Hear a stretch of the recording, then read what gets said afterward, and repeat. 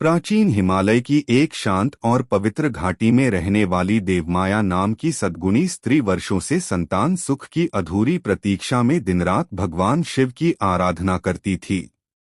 वह प्रतिदिन शिवलिंग पर जल, बेलपत्र और दीप अर्पित करती और अपनी कांपती आवाज में कहती, भोलेनाथ, मेरे जीवन को मातृत्व का आशीर्वाद दीजिए। समय बीतता गया, ऋतुएं बदलती रहीं, पर उसकी गोद खाली ही रही। फिर भी उसकी भक्ति कभी कम नहीं हुई।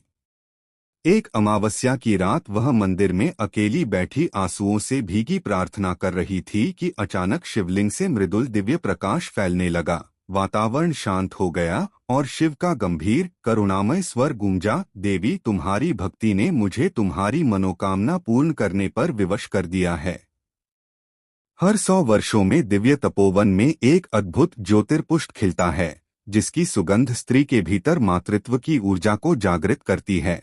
पर यह वरदान केवल उसी को मिलता है जिसका मन पूर्णतः पवित्र और इच्छाएं निस्वार्थ हों। शिव के वचनों को सुनकर देवमाया ने उस दुर्लभ फूल को खोजने का संकल्प लिया।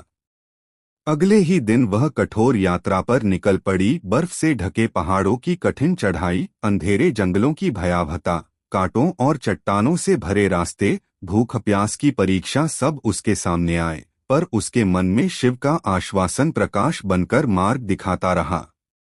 3 दिनों की कठिन साधना जैसी यात्रा के बाद वह उस दिव्य तपोवन पहुंची जहां धरती से हल्की चमक निकल रही थी और वातावरण किसी स्वर्गिक लोक जैसा लगता था।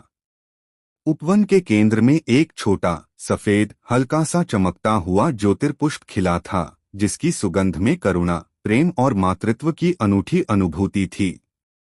देवमाया ने फूल को छुआ नहीं, केवल उसकी सुगंध को गहरी सांस में समाया और उसी क्षण उसके चारों ओर दिव्य ऊर्जा का तेज फैल गया। डमरू की अनसुनी ध्वनि सुनाई देने लगी और शिव का आशीर्वाद गूंजा, देवी, तुम्हारी गोद अब कभी खाली नहीं रहेगी। घर लौटने के कुछ महीनों बाद देवमाया ने एक तेजस्वी और स्वस्थ पुत्र को जन्म दिया, जिसका नाम उसने श्रद्धापूर्वक शिवाय रखा।